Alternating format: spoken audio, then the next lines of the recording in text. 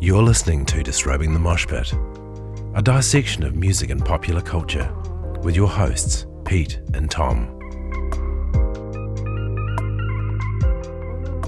How's it going, everyone? Welcome Hi. back to another installment of Disrobing the Mosh Pit. I'm Tom. And I'm Pete.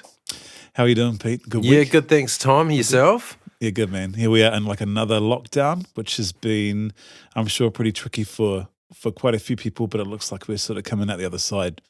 Hey, how's your week been? Good, man. Just doing the sort of standard lockdown things, I think, for most people, you know, sort of getting a bit of house admin out of the way and doing a lot of hanging out with our kids, Yeah, which man. has been awesome. It's Totally. been really, really cool. Yeah. Yourself? Much the same, really. A few too many late nights, a few too many nights staying up with an iPad when I should be sleeping, probably just watching Netflix and that kind of thing. Knowing that you don't have the threat of waking up at kind of, you know, having to be out of bed at 7 on the dot kind of thing is pretty good. Mm-hmm. But I think we're all kind of ready to come out of it at some stage kind of soon. Yeah. Well, I would have thought that you was kind of speaking for about sort of 85, 90% of the population who kind of go to bed and then pop on a device and just end up down a real rabbit hole of social media or It's tricky, eh? YouTube. I reckon that's a bit of an epidemic on its own. I think the dependency to have that what do you call it? Kind of an interaction, kind of stimulation before you go to sleep. yeah. Do you know what is actually really epic to do? And that is because we often listen to music. Speaking of music, we often listen to it as we're doing something. You know, we don't really sit down these days and just put on headphones. And well, a lot of us don't. I think a lot of us like to listen to music to accompany us with our exercising or our working or that kind of thing. But have you lately laid down in bed and put headphones in and listened to music before you've gone to sleep? Is that something you've done recently? Well, not recently, and I do it though. I do definitely do it. But last night, ironically, listening to podcasts is pretty much how I go to sleep. Is I put a podcast in. Yeah, I don't listen to us, might I add, but it's a little bit, I don't know, narcissistic. Is it a thing? But no, I was listening to that Song Exploder last night. Cool. Couple of songs I listened to, or a couple of episodes. That one where they talked to Licky Lee about I Follow Rivers, how she wrote that one. Yeah. And another episode about that song by the Shins called New Slang, how he wrote that one. Cool. Yeah, it was really man. good. I always find it so interesting, yeah. But then you kind of have to find a podcast that's, I won't say mindless, but a bit more soothing. Because You can sometimes if zone it's, out. yeah, because if it's too cerebral, you start thinking too much. I reckon. Well, I think if anyone, I don't think anyone can accuse us of being too cerebral, which is good. Well, certainly not myself. You though, Tom. Not me. No, I don't think so. No, come on. Well, I think like, you know, hopefully it can offer some kind of an experience of just basically, like you say, like a little bit of a calming, you know, being in the middle of an easygoing conversation, hopefully relieve a bit of anxiety for someone. Well, yeah. So you are talking about podcasts, right? Yeah. Yeah. So that's what you've been listening to. I reckon that counts for what you've been listening to lately, eh? Yeah, man. Podcast, the Song Yep. Exploder. How about you, Yeah. Tom? What have you been listening to this week? I got sent something that was quite interesting by someone. It was a Tiny Desk or NPR. I often get confused between the two. I think it was possibly, you know, NPR who do these acoustic gigs. And it was Rick Ross, the rapper, doing his one. Right. So I'm just going to clarify that now, whether that is. It's Rick Isn't Ross. it NPR Tiny Desk. Tiny Desk? Yeah. Is it? Yeah. Oh, yeah, it NPR. is too. Yeah, NPR Yeah. Music. Yeah. But it's the Rick Ross Tiny Desk. And it's kind of hilarious. It's really good. I really like it. It's really, really cool. Really well done. Amazing bass player. His name's like Thaddeus Tribbett. He's a great player. Yes, Tribbett. Thaddeus? I think Thaddeus. Yeah, Thaddeus. THADDEUS. Yeah. And he's the man, but the backing vocalists are hilarious because one of them in particular is he just does not stop singing the entire way through the thing. And it's not really backing vocals as well. He kind of takes the lead a lot. And you sort of see Rick Ross kind of almost laughing a little bit. Well, I thought you were going to say squirming a little bit. Well, maybe a little bit of that too. But he definitely, the comments are so funny, man. It's kind of like, oh, it's this guy's show featuring Rick Ross, Yeah. Is Rick Ross the guy with the real curly hair? Well, he's got short hair in this. So, yeah. No, who are you thinking of? I'm not entirely sure, actually. Yeah, real Rick curly Ross. hair. Wonder who that might be. I'm gonna have to Google this. For some reason. You carry on. Yeah, you're not thinking of Garfunkel. Simon and Garfunkel. Art Garfunkel. Yeah. Art Has he got Garfunkel. really curly hair? Doesn't he? I thought he did. No. Hasn't he kind of got a fro going on? He did. Yeah, actually, you're right. You're right. He's quite squinty. Yeah, he's got that 70s fro going on. Yeah. Anyway, that's what I've been sort of checking out, and I thought it would be interesting to bring up because it's just so funny. So you guys could go check it out. And, okay. I'm also, not thinking the same guy. Sorry. and also that podcast.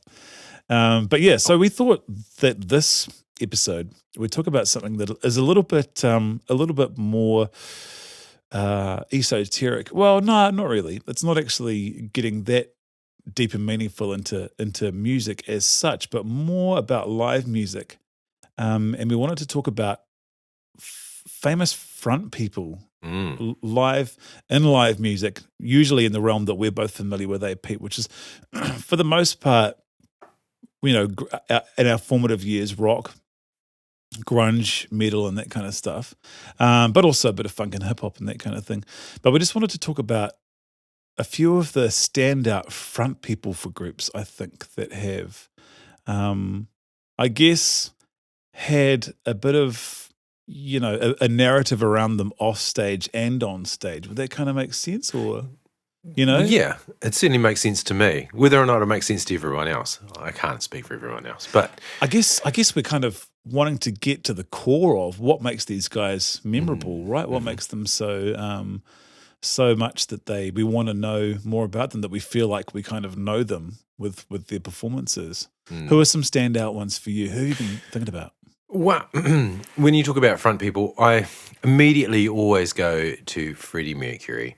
Oh, yeah. But I guess he's a real standout performer. I guess almost stereotypical in a rock genre. But yeah, he's sort of the standout front person for me. Do you reckon he actually invented the fist pump while he's playing? He invented the mic stand that was just detached from the mic stand. That's a genius move, because sort of you can do a lot of tricks with that. Prince had the whole circular bass stand mic thing. Prince is another epic one. Mm-hmm. But if we're talking moves with the hardware, then Freddie Mercury, he had that thing. Because didn't he waved that thing around? Yeah, in one of their first live gigs, he broke a mic stand and then he just traveled with them everywhere. Yeah, I don't know the 100% the story behind it, but it was certainly portrayed in that Bohemian Rhapsody biopic movie. Whether or not that's a true story, I don't know, but that would make sense, I suppose. I mean, I certainly the microphone stand I'm using tonight is a bit of a Frankenstein microphone stand, and I'm using bits of and you do have a Freddie Mercury tash going on. Yeah, and the teeth. My dad had the teeth. In fact, a lot of my friends were like, he's very Freddie Mercury-ish because he had my dad had quite prominent sort of front teeth. Yeah. Apparently, Freddie Mercury had an extra set of, not extra set, but extra few teeth in his mouth. That's what, yeah. Like actual. Yeah, that's right. It was actually it made the movie a little bit difficult to watch, I think. The movie starring who's the guy? Rami Malek, the guy, the actor, Rami Malek. Yeah, they went pretty nuts with the prosthetic teeth. Yeah, so it was kind of a little bit. Did you kind of find it was like watching an old person moving their dentures around in their mouth? Kind of, yeah. Yeah. My and did that make you feel quite uncomfortable? When they're clicking when old people sort of click out and click in their dentures. Yeah, man. Yeah. Oh, my granny used to do that all the time. Yeah. But he did kind of nail that performance the way, because like I was saying about Freddie Mercury, he did this thing with his fists. When I was saying before about the fist pump, where it was kind of like this sort of really energetic move. It was kind of like, we're able to see each other on Zoom right now, but I'm kind of like doing this move. But I'm sure he was able to kind of, maybe he didn't invent it, but he maybe popularized it. That's probably a way to. Yeah. He definitely incorporated some of that musical theatre pizzazz. Like the whole, pizzazz. That's a good word. It's the body language with your arms out wide. He wasn't playing an instrument, which probably made it a little bit easier to, involve all of his upper body in engaging with the crowd. No, like with this whole with the hand to the ear and just the the orator kind of body language. Yeah, full on orator body language. It's the command of the stage, like. That he really, really had. Like some people can run around the stage and they just look like they're running around the stage. But I don't know, something about Freddie Mercury, and he really had that sort of command of the stage. And it seemed very natural, Yeah. Yeah, absolutely. when you consider like a place like Wembley, you think about the Live Aid concert, for example, or when they actually played at Wembley after that. And it's a massive stadium, like 100,000 people or something stupid. If you were like right in the back or in the nosebleed section, he'd just look like an ant running along the stage, but obviously like involving everyone, which was quite incredible. Yeah, like with regards to Prince as well, with regards to famous front people, and particularly ones that I guess had a bit of their own, full-on persona. Like Prince was so sort of enigmatic as well. Did you ever listen to much Prince, Pete? Did you ever check much of him out? I just the standard like the Raspberry Beret and Purple Rain. Purple Rain, great song. Yeah, it's interesting. Hey, you go. There was that sort of like debate about Prince being one of the greatest guitar players of all time, and he's never really ranked in a list of great guitar players. Yeah. And then I think one of the performances that was cited was that one where he plays that While My Guitar Gently Weeps. Yes, yeah. Yeah. It's interesting, because like people, I think his personality and, with front people like this, they lead, would I be right in saying that they have to be a certain kind of character off stage, right? I think the mark of a really, really amazing front person is that they are maybe partly is that they're so engaging because they effectively bring their offstage persona onto the stage. You know what I mean? And so I feel like with these really, really well-known ones, they are like a really true representation. These ones that everyone kind of, really the touched people, like Freddie Mercury and Prince and Janis Joplin and Jimi Hendrix and stuff like that. And that's kind of old school, but they kind of were saying their words were their lives kind of thing. You know what I mean? Sorry. Like a window into their personality, a window into their lives. Yeah, totally. And I guess Prince was kind of like because of that fact, because of the fact that you feel like you're getting a really true representation of someone, you feel like they're kind of being super honest with you.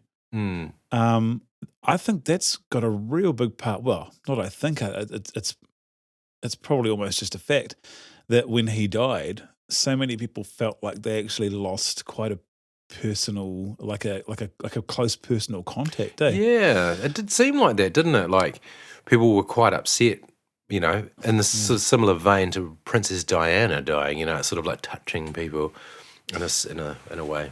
Totally. I remember at the same time because Rick, the guy who played Snape, what's his name again? Snape from Harry Potter. Alan Rickman. Yeah, Alan Rickman. Yeah, he died at the same time. And I just remember thinking to myself, there's something to do with music. I mean, film, totally, it connects with people. But it's the vision of the director. It's the vision of each of the musicians. It's probably the vision of the director of the music video. Oh, sorry, we're talking about film. It's probably, it's a whole concerted kind of message that you're getting across here. But there seems to be something to do with these front people that drives their own very personal message into into your consciousness. And I remember thinking, man, comparatively, the people who were, really, really upset about Prince dying, and then you had Alan Rickman as well, who was an incredible actor, man, like really full on. Like I remember his work and heaps of stuff was really, really cool. Truly, Madly, Deeply was a movie that he was in that was real epic. Die Hard 1. Oh, yes. We cannot forget. That's Hans such Gruber. a legendary. Yeah, It's legendary. I can't do his voice. Can you do his voice? No, it's like Potter, a got that. Harry Potter. Yeah. John McClane. I can't do it. I can't do it. Yeah. Do you feel like so I guess these front people that stand out to us are the ones who have this kind of, we feel this connection to, and we feel that they're sort of, I don't know, we share something, eh? Yeah. Yeah, I reckon. And you find that, I mean, I don't know these people personally, obviously, but there seems to be associated with a lot of these quite iconic front people, Freddie Mercury, Prince, Robert Plant is another one, that they're quite shy in their personal lives, and they display quite a bit of humility from what you sort of read about them. Yeah. And maybe that contributes in some way to their accessibility to a crowd. Absolutely, yeah. Everyone's got kind of a good bullshit meter, eh? I think we've talked about it before. And I kind of feel like, sometimes you are surprised, I feel, when someone is kind of really withheld when they're off stage and they come on stage. But I don't really feel like, someone in Robert Plant's face, like I don't know him either, but I know that quite a few of these people are. There's Alan Rickman right there. The frog in the throat. Yeah. They're pretty mild-mannered off stage, Abe. When they get on, it's a bit of a different story. Yeah, totally. Yeah. So what about another thing was occurring to me while you were saying that, and that was this, I guess, with front people, a lack of inhibition. Because in the recently with Lord's latest stuff, she's sort of come into the public view again with the release of her new album, that's Solar Power. Have you listened to Solar Power? Very, very vaguely. Are you a fan or no? Don't be afraid to say. Not really. For that track, Solar Power, I immediately thought of George Michael's Freedom. I was like, Freedom. Yeah. Yeah, it's kind of contrived sounding, eh? Yeah, that's exactly the sort of the thought I had. It's kind of like, I'm not entirely sure if it's her own sound. You know what I mean? I felt more in her first album, that Pure Heroine album, seemed more authentic. Whereas this one doesn't quite seem in the same vein. I mean, I may be barking up the wrong tree here, but... No, you know what? It's like actually everyone's opinion, and we've talked about this before as well, is that your opinion is almost, I don't know, the way that the music connects with you kind of makes your opinion as valid as someone who has listened to it from cover to cover. Oh, well, you want an informed opinion, but you've listened to it at least once. So if you don't like it, it's fine as well, I reckon. I mean, I kind of feel like it's sort of, it sort of feels funny when everyone's had a bit of a year. The kind of music and the videos of just sort of dancing around on a beach, it sort of feels like it's like not.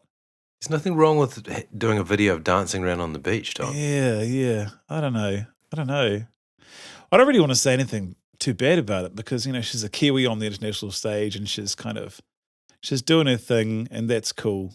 That's really good. But I definitely love to have a cup of tea with her and hear what she has to say about music and that kind of stuff as well. But yeah, maybe I've got to give that album a few more listens, eh?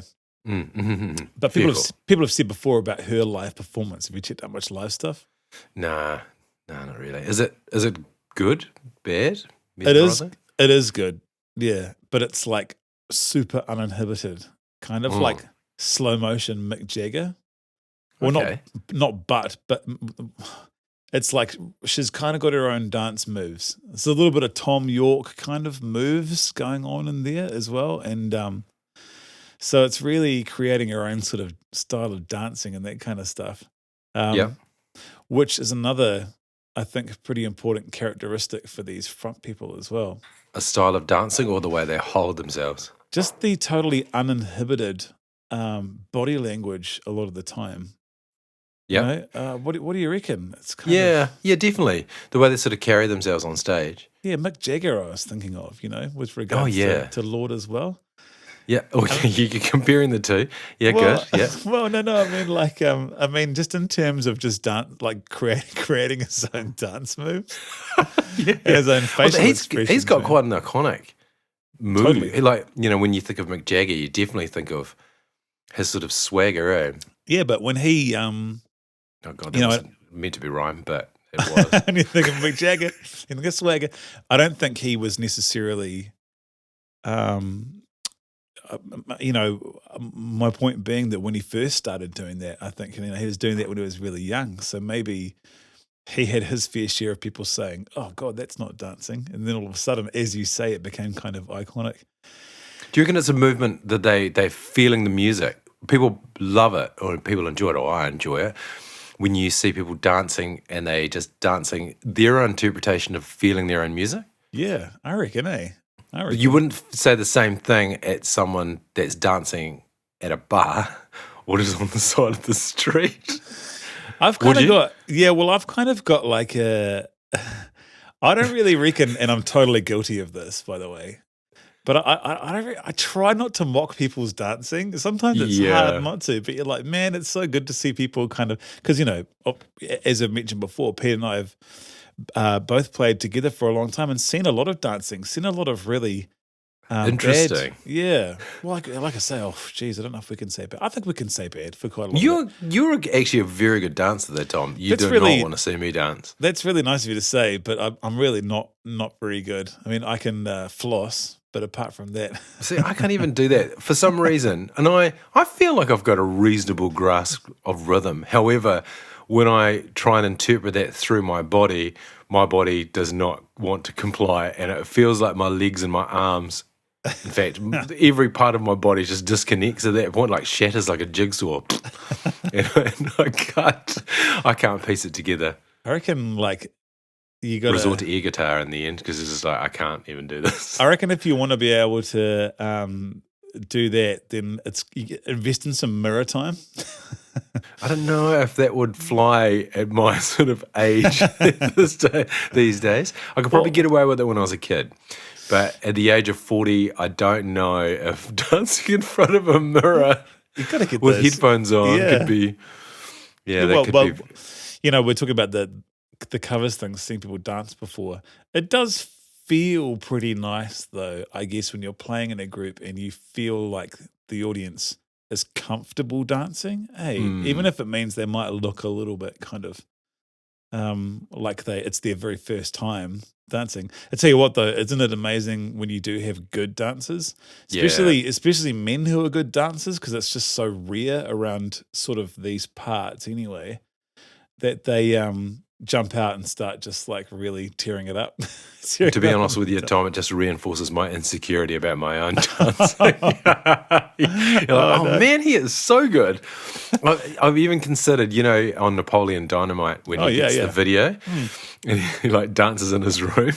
That's awesome. He gets taught how to dance. It's maybe I should YouTube this and Well, I can guarantee you, every person who is a good dancer has done a lot of that. You know what I mean? That's how they learn. I mean, I had to do a bit of work with a dance troupe at one stage called Footnote in Wellington, and they were all really cool. But their studios, dance studios are just all mirrors. So it's all you go in there and they're constantly in front of mirrors, which is, I guess, just what you have to do. So I don't feel bad about not feeling like you've nailed certain moves. Just know that people who do have practiced them long and hard in front of mirrors.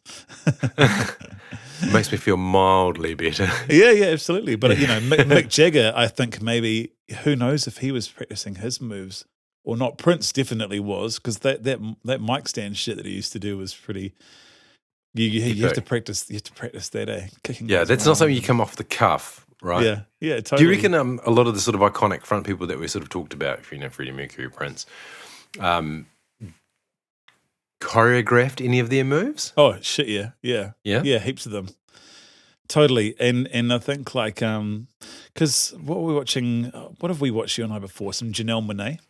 You know, Hmm. Janelle Monae playing Tightrope, and she's so epic. You know, with her onstage persona and her dancing.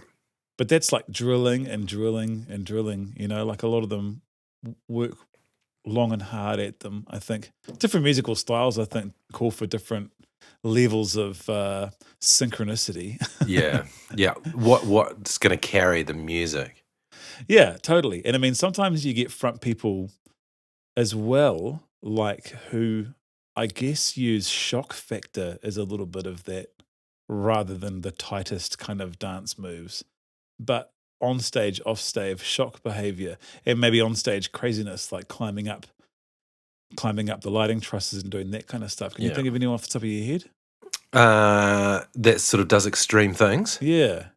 Well, I mean, I think I've talked about with you before about seeing Eddie Vedder doing that for Oh yeah. Pearl Jam. Yeah. He definitely does it in a couple of their videos, and I've seen him climb up on top of the PA stack at a live concert of Pearl Jam. Yeah. But what springs to mind in terms of controversial or polarizing front people, Marilyn Manson sort of springs Ooh. to mind a bit. Yeah. Interesting one. Mm. For sure, yeah. In recent years, well, recent months even, with Yeah. his personal life sort of coming. I have to say, like, I had some mates that were into his stuff in quite a big way, but I never really was too into it. Were you? Were you into? It was Antichrist Superstar was that album that was Yeah, big, I was actually when it came out. That and Mechanical Animals, I think the other one was. Yeah, I really quite enjoyed Marilyn Manson back in the day. I haven't really listened to him for quite a few years, but yeah, what was it about him that didn't appeal to you?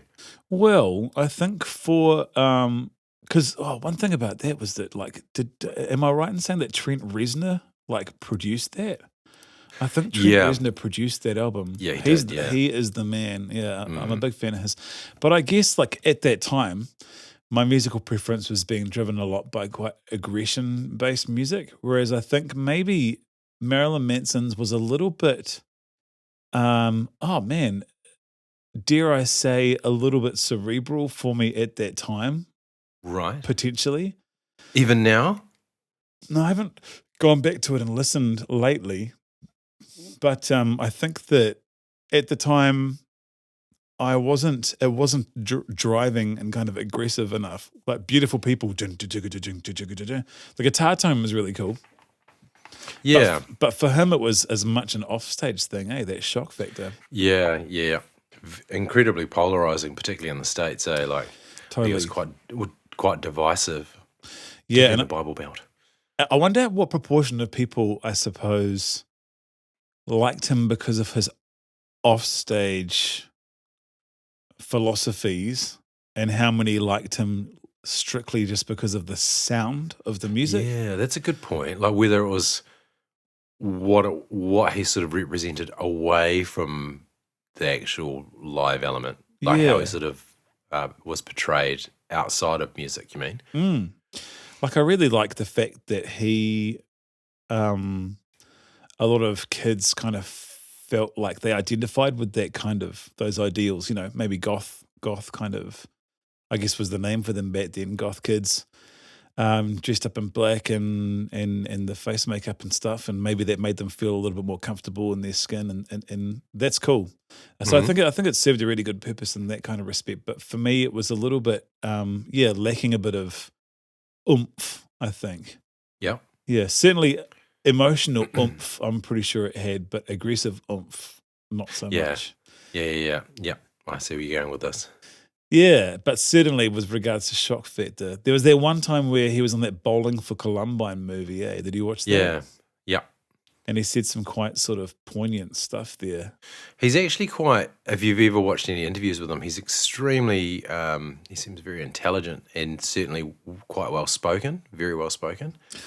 Yeah. He's got some very good points that he makes out, when he's having interviews and things like that. When he's asked some quite direct questions and he comes up with some very intelligent answers, very sort of quite concise. Yeah, but who knew though? He had this secret sort of sexual predator thing going on in the background, which Yeah. is There awfully. seems to be a lot of that coming out. This is probably not really the right forum to be talking about it, to be fair, but yeah, there's a lot. It seems to be a lot of that sort of thing coming out. I think that probably that's worth a podcast at some stage. It's not particularly Sexual predators. Well, I think just women working in music, you know, Yeah. and I guess like how and the challenges and stuff there, and I guess how good it is that people like Marilyn Manson are being exposed for whatever they've kind of done. But we can talk about that another time maybe. But it's because it's not particularly light, hey. And we want to sort of, it's kind of nice just keeping things pretty light. I don't know. Yes. Okay, how about you, Tom? We talked about who I think of when you say a front person or iconic front person. Yeah. Who do you think of when you think of iconic front people? I tend to not necessarily focus on offstage antics. I do like a theatrical front person, but also quite like typically one that's polished or one that puts quite a lot of thought into the performance with regards to stage production as well. So I quite like Maynard, James Keenan. He's an interesting character. Off stage as well, but the times that I've seen Tool live, I'd always thought that it was pretty interesting how he actually sort of stands back a bit, like he's not front and center. He's usually both times I've seen them, he was actually quite far back and actually behind a screen, so he was just putting out this like silhouette and doing his own actually like quite lordish moves. kind of is a little bit lordish, yeah. Yep. Kind of marionette kind of stuff he kind of does. And so I like that approach where he's almost treating it more like it's an art kind of thing. It's not really raw, but Tool I wouldn't say is like a raw band. You know? It's not like Sex Pistols or something, or like a sort of, you know, a band that's got like, you know, just rough and ready. Yeah. So it's a way more kind of thought out approach. But here's a good one that I suppose comes to mind. I like his stuff. What was the story about Tool forming? It was like James Maynard Keenan or Maynard James Keenan. I can't remember which way around, I guess. Yeah, it was confusing. And their next door neighbour was Danny Carey, was it? I think it might have been Adam Jones. I think Was Adam, the guitarist. And he someone felt sorry for them and joined the band. Yeah. I don't know, maybe that's just urban myth or something that I've just heard real randomly. And one thing that isn't, that quite possibly could be true, but I know that one thing that happened is that Adam Jones was working on the set for Jurassic Park. Did you know that? Yeah, he's a visual effects artist, eh? Yeah, so he was working on the set for Jurassic Park, and then I think basically they got signed, like Opiate got the money for, or they got signed to a label, and then he went in and sort of quit the day after because what he really wanted to do was music. Because Adam Jones does all the artwork for their album covers, eh? Yeah, and that explains why their I guess their aesthetic is so surreal, I guess It's is the sort word. of almost serial killer-esque. Yeah, I guess there's kind of that they don't have any people in their videos, eh? So it's always they do have. Is that right? Well, creatures. They don't. Yeah, they don't really have. they never have the band playing anyway, eh? No, and they may not have people that aren't wearing huge amounts of makeup and stuff. Yeah. So he's one of mine that I quite like, and from the same kind of era as Zach De La Roca or Zach De La Rocha, however you pronounce his name, in terms of rawness. So for me, he's like the opposite. You know, like he's recently I revisited Rage, which I may have talked about before as well. But as when I used to listen to a lot of Rage Against the Machine, I didn't really pay much attention to the lyrics, apart from the key ones. You know. Yeah. The sort of shout choruses as such. But then when I went back to them recently, I was listening to them, and man, he was a really good lyricist, and a really good his rhythm while he was emceeing, I guess it is emceeing. Didn't really sing. Whatever happened to Zach De La Rocha? You know, because sort of Rage Against the Machine broke up for a wee while there, eh? I think hiatus. Yeah, the older I get, the kind of more I kind of see the bands who like the 15 minutes thing, 15 minutes of fame, one-hit wonders, the one-hit wonders. The more I kind of don't blame them for bowing out. You know what I mean? It's kind of like not saying at all that it'd be amazing to go on like a run of like number ones and your band's success and that kind of thing. But I guess like there must be times where these guys are like, okay, that's cool, and now I want to do some other stuff. And I kind of feel like Zach de la Rocha was like, because Rage, what did they reformed again? And they did that other band with Tom Morello. What were they? No, and was it members of Public Enemy? Oh, was it that? I'll have to look that up. When you next isn't talking, but he pretty much. But he was just so good, and there's that footage of them doing this huge live shows, and he was just like 100% honesty on stage. He like embodied the lyrics really, really well. There's a real because the thing I really love about Rage when you watch them live is that they are so in tune with their viewpoints about what they're singing about, their music's about, and I love that. Like they're very intermingled with how they see or they're very sort of, not intermingled is probably the wrong way to put it, but they're very sort of focused about what they're actually singing, the political message and that sort of thing. Yeah, well, I guess like Tom Morello. Tom Morello, I like it. That's like a type of hat. I'm just wearing a Tom Morello out into the rain. Totally. He's got like a master's in political science or something, eh? Mm. So he's pretty vocal, and they're all about that too. Like I follow their drummer Brad Wilk on Instagram. Prophets of Rage, I think was their name. Prophets of Rage, I've heard of that. Prophets of Rage, that just came to me. I think it was members of Public Enemy and Rage Against the Machine, but I might be wrong. But he, they all kind of had that same philosophy. Totally, man. They were all kind of quite subversive, anti-authority. Stood up for human rights and that kind of stuff. Stood up for the underdog in quite a big way. Yeah. Which was great. I got a question for you. Was there anyone that you used to try to emulate when you were younger, a front person? Well, you mean like in front of the mirror, kind of pretending you had like a microphone stand? Yeah. You know how I think we've talked about this in previous episodes where as a teenager you're sort of just trying to find your feet as a person. And one way I kind of feel that people do it, and certainly I did this when I was younger, is you sort of try and emulate some of your favourite front people. He's real cool. Like, I want to be like him, And I'm sure people do that with like movie stars or TV personalities or people that they admire, et cetera, et cetera. And certainly try to copy their sort of on-stage moves, I guess. Is there anyone that you kind of did that with when you were younger? Copy their on-stage moves, not so much. Can be a drummer as well, by the way. Yeah, Eagle Cavaliero from Sepultura was a big one.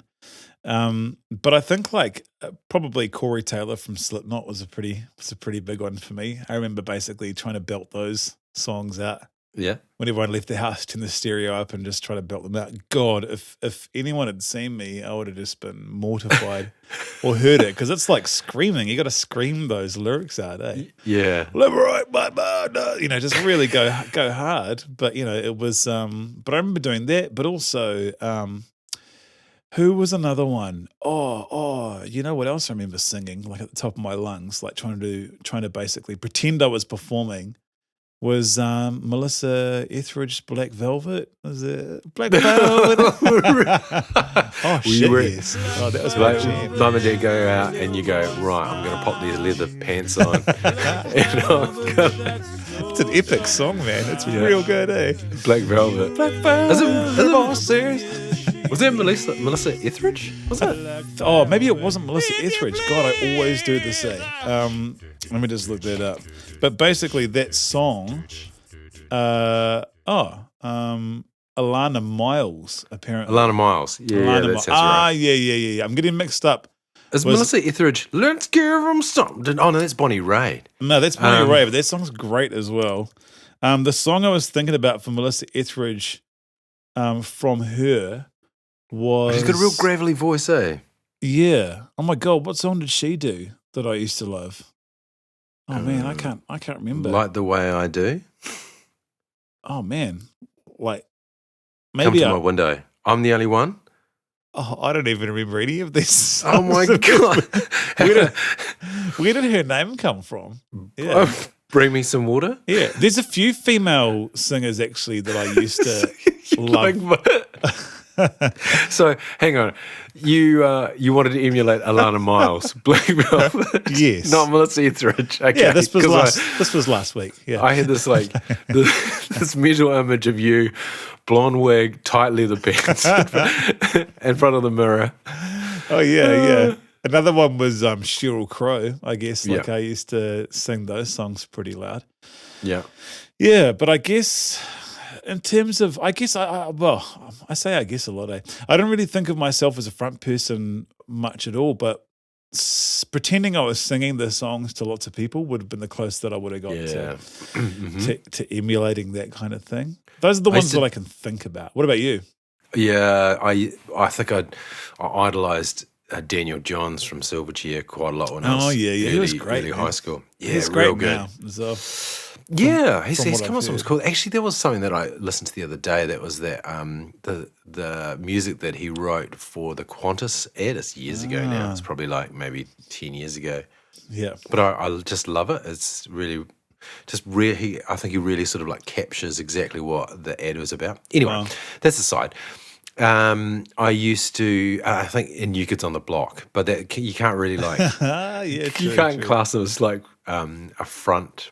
There's not really a front person in that one, I guess. They're kind Donnie of like Wahlberg. 1 and 4, but they're like Voltron, you know? They're the Power Rangers. Yeah, or Captain Planet. Yeah, Power Rangers, Voltron, whatever. Where it's these all The parts. Teletubbies. Yeah, and One Direction's like that, except then all of a sudden Harry Lyons got big. Hey, Harry Styles. Harry Styles. Harry Lyons is good too. He's great. He's down pulling pints at the RSA. Harry Lyons. God, I'm all over the place with names and putting songs to names here tonight. Yeah. Oh, terrible. That's absolutely terrible. You know, there are quite a few rappers as well that I used to love. Yeah. Like Coolio. Yeah. Coolio, I remember belting those ones out often. And another one was Tupac as well. California love. I was a latecomer to a lot of that kind of style of hip hop, like Biggie. I listen to Biggie pretty frequently now. I really like his flow. Yeah. Mm-hmm. But back in those days it was a bit more. There were sort of 4 or 5 rappers that I, would dedicate some solid time into learning some of those verses. Yeah. You never got into many rappers? Nah, man. Like I don't. I haven't. It was a shame because Coolio was great, but then I remember he came to Napier to play about 10 years ago. Oh yeah. Played at the PGA and apparently it was like 130 people there. Oh man. Yeah, crazy, eh? I tell you who I used to love is Snoop Dogg. Oh, he's the man. Yeah. He's so good. That Gin and Juice. And I think that album was called Doggy Style. Yeah. Oh, that's the most legendary album, I reckon. Yeah. It's so good. The G's and Hustlers song is just like the soundtrack of my 7th form year, I think. Oh my God, yeah, that's that bass line. Yeah. So that original, I think that song is originally by, it's called, who's it by? I think it's by Bernard Wright or something like that. Yeah, it's by Bernard Wright from an album. Has it got a funny name, like Funked Up stuff or something? I think it's Harbour Glabber Tribbin. Harbour Glabber Tribbin. Harbour Glabber Tribbin.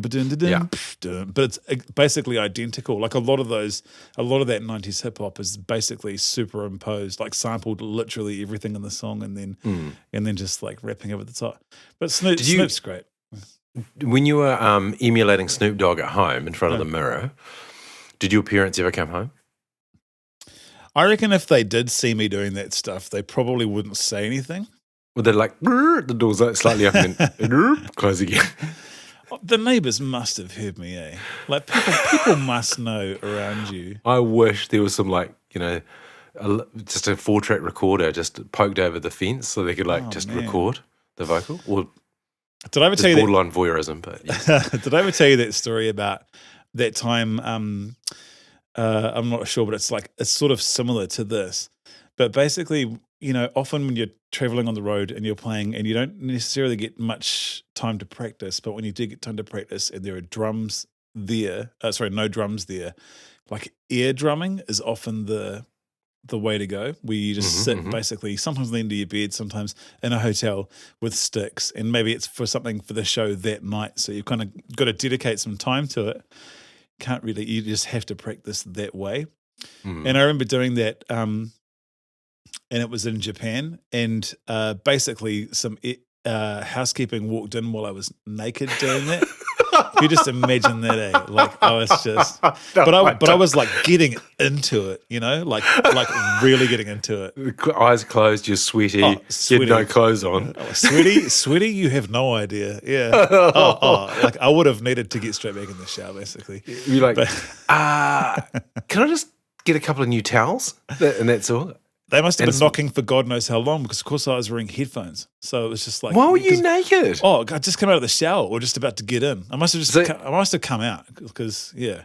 So you're like, no, you just finished the show like, shit, I've got to really get some stick time in. That's the thing about air drumming, man. You get so sweaty if you can avoid, like, why would you do it after the shower then? No, I must have done it. I don't know, man. Maybe I had a bath sitting there or something. I don't know. But I was naked, and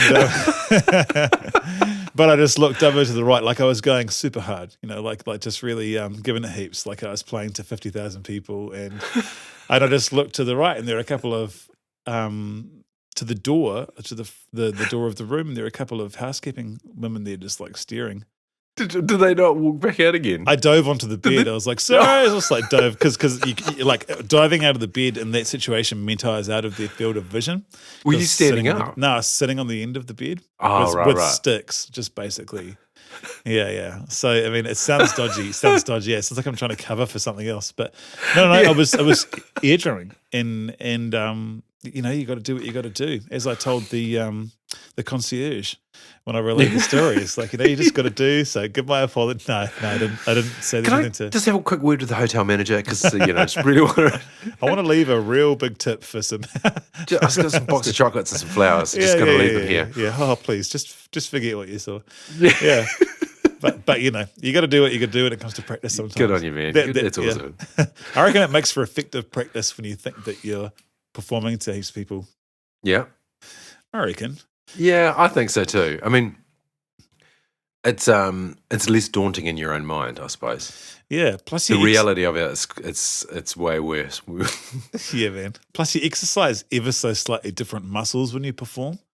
So, like, as in rather than when you're just practicing. So when you work those, it's kind of like, it's it's good practice. But anyway, do you reckon you slightly hold something back when you practice as well? Oh yeah, absolutely. When you go out and perform, you just let it all go. Yeah, totally. But when you're at home, or not home, but I'm at home, but certainly when you're practicing, even in a sort of rehearsal type environment, you don't quite give it 100.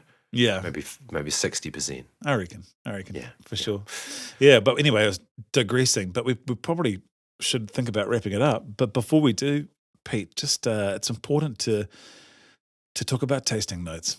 So what do you? Yes, we didn't actually say at the start, but this is actually all on Zoom. So with the whole COVID lockdown, we can't obviously be in person in Tom's magnificent studio, so we sort of have to be in our magnificent homes. I myself am in the dining room. It's good. We kind of actually, I guess, we're kind of lucky to be able to kind of do that. Well, technology's come such a long way. I mean, I haven't had to use a 14.4 kilobit dial-up connection to try and talk to you on this. Yeah, maybe we could talk about music downloading in the early 2000s. Oh, that'd be a good topic, actually. Music streaming, for sure. But what about the tasting notes? What are you drinking, Pete? Tonight, Tom, I am drinking. I I wouldn't call it a massively flavorful beer, but it's the Spate Summit Ultra. It's the low-carb lager. I'm going through a bit of a health kick at the moment. So Low carb's a big thing, eh?